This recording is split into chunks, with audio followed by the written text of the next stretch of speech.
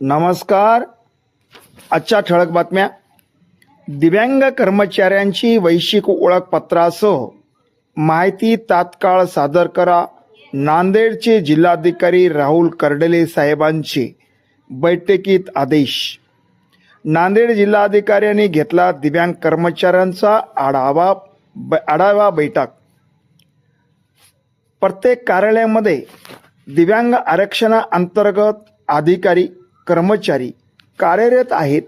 या दिव्यांग कर्मचाऱ्यांनी आतापर्यंत कार्यालयामध्ये दिव्यांगत्वाचे प्रमाणपत्र वैश्विक ओळखपत्र सादर केलेले आहे किंवा नाही याबाबतची सर्व माहिती विभाग प्रमुखांनी तात्काळ जिल्हा प्रशासनाकडे सादर करावी असे निर्देश जिल्हाधिकारी नांदेड राहुल कर्डिले साहेब यांनी दिले.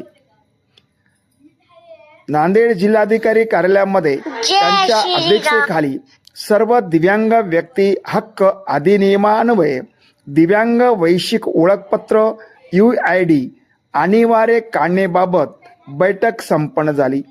यावेळी ते बोलत होते.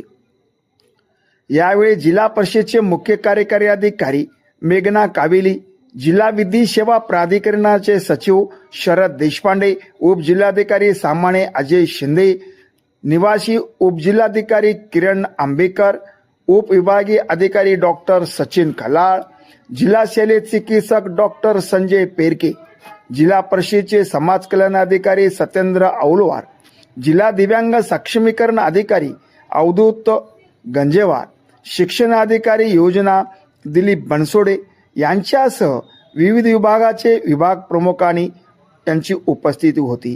प्रत्येक विभागातील अधिकारी कर्मचारी यांनी दिव्यांगत्व प्रमाणपत्र वैश्विक ओळखपत्र कार्यालयात सादर केलेले आहे किंवा नाही यांची तपासणी करून त्यांच्या दिव्यांगत्वाची पडताळणी करण्यात येणार आहे.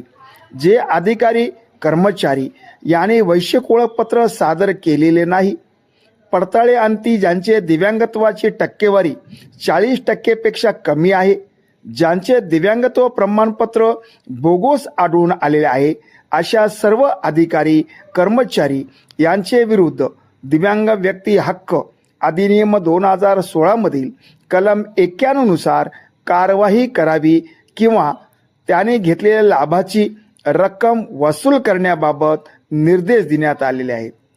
त्यामुळे सर्व विभाग प्रमुखांनी